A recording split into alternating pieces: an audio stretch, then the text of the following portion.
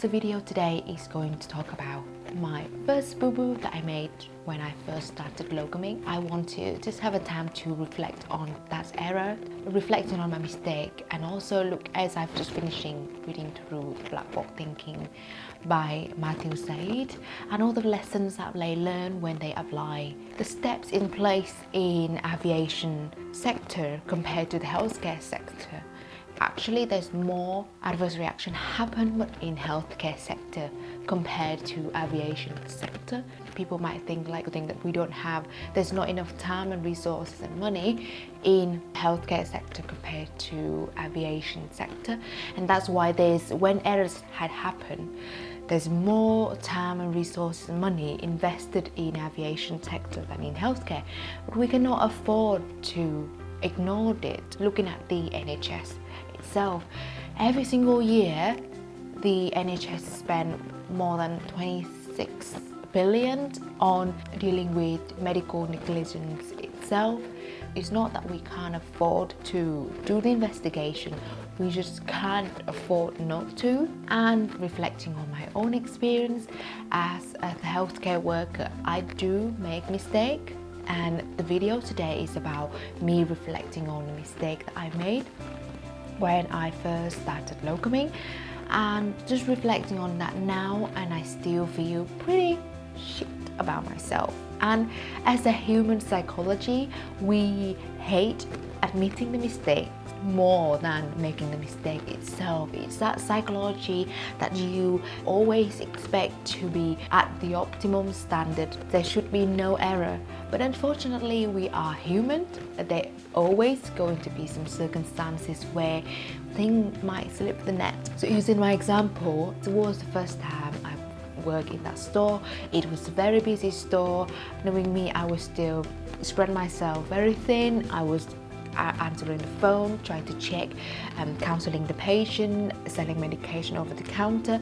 I think it's just the daily duties that a community pharmacy had to do. But in my circumstances, because I'm not familiar with the environment, yes, I was still trying to be helpful to carry on and do all that task at the same time in a store that I'm not familiar with. Yes, an error happened. A patient came in to request a regular medication. There she was on about 11 items. Prescription has just sent from the GP the day before. The pharmacy hasn't had chance to get it ready. So when I served her, I got her detail, and I found the prescription has been printed on a stack of EPS token. If you are a hospital pharmacist like me, you're probably not familiar with every single patient that coming through that seem to be, they can tend to get quite frustrated with the pharmacy when they have to wait for the medication. And for me at that point, because again, coming from hospital pharmacy, you don't get that pressurized request from patient. So I was quite anxious. I want to reflect on the errors that I made, and I want to analyze why did I make that mistake and what can I do to prevent it from happening, because chances are it's going to happen. But what can I do for my own preparation to ensure that it's not going to happen going forward? I like to maybe share it with you guys so that if you are in the same situation, you can use the reflection that I've got, the learning that I have done to prevent you from making that mistake. Because I guess it's another lesson that I've learned from Black Box Thinking is that we are never going to live long enough to make all the mistakes in the world. So it's good to learn from others. So let's start analyzing the errors by using the 5 why approach. So whenever I make a mistake, I like to sit and reflect on those, and the way I analyze the errors is using 5 why approach. That by answering as simple as it sounds, by answering 5 why, the more you can answer the why question, the more you can get deeper into the root cause of the problem. Or the other way that I tend to analyze the errors is by using fishbone diagram. That's another analysis that I tend to use when I want to dig a bit deeper into the reason why those errors has happened. And finally, I would like to reflect on those and save that into my Notion. There will be another video coming up where I share the Notion template that I use in order to save all of the essential information that support me in my locum pharmacist journey. So the errors in this case were that maybe the last page of her stack of prescription, there was another patient prescription listed in there, and I did not realize that. And again, when I gave it to the dispenser, she didn't look through all of them and also assumed that it's all for the same patient. There's a stack of prescriptions that given to me. My first approach is always going through all of those pages to ensure that I am checking prescription on one patient only. And I don't know what happened and I missed it this time. Maybe first why could be, was I rushing? Yes. And why that mistake happened? Because environment was messy, it was very busy, so I've got other prescriptions that I've checked so far that was still left in the checking bench, and there was other piece of papers associated with it, and so environment was not a clear bench served. There was a long queue of patient waiting to hand their prescription, and there was another queue of patient at the medicine counter wanting to purchase P medication or just wanting to come in for some advice. Why does the dispenser check through all the prescription? The dispenser, actually at that point, she was dealing with several red tray. They class it as red tray because red tend to be high alert patients are still waiting for their medication. And the thing is, community pharmacy, if you are not familiar with it, all of them are operating based on a certain KPI.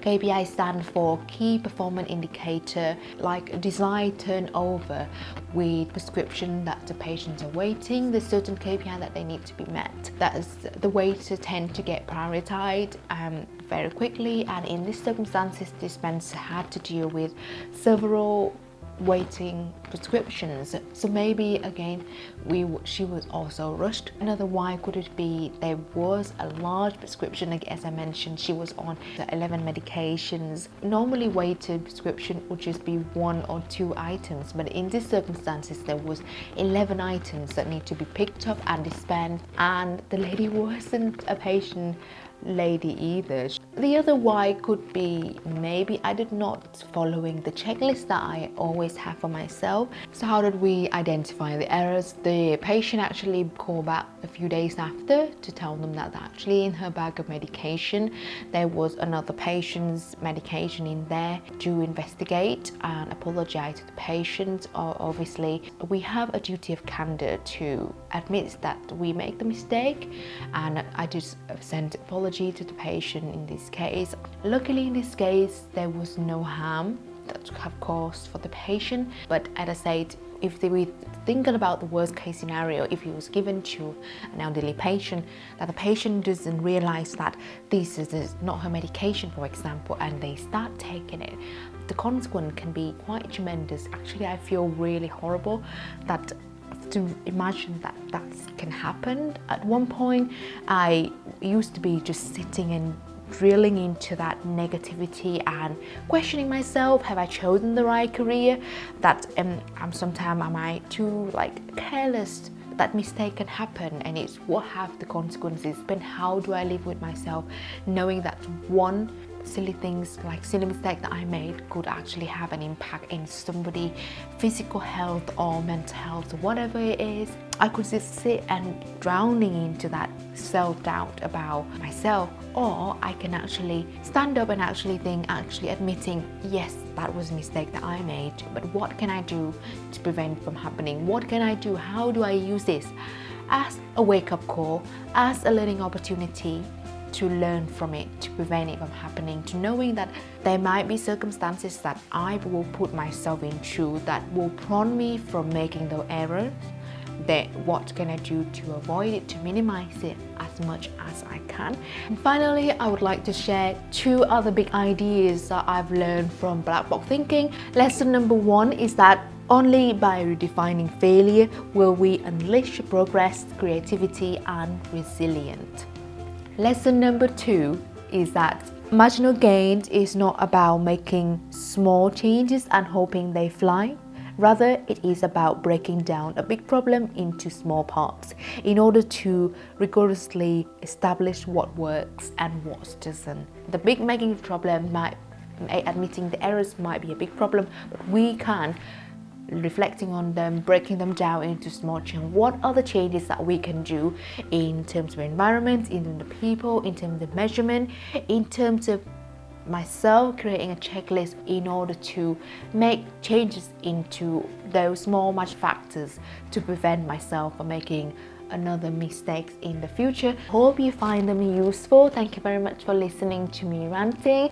And I know initially I was like, it's actually not nice to actually sit and talk about the errors, but I thought, no, using the lesson that I've learned from the book Black Box Thinkings and using the lessons that I have, reflection that I have, somebody out there might find it useful, so why not share it in my channel? If you have learned even just one thing from the video, why not like and subscribe to my channel so that I can share the learning with much more people? Or if you have other ways that you have other checklists and other things in place to prevent you from making the errors, why not share it in the comment below? I would really appreciate that. Thank you very much again, and I look forward to see you again. Take care and goodbye.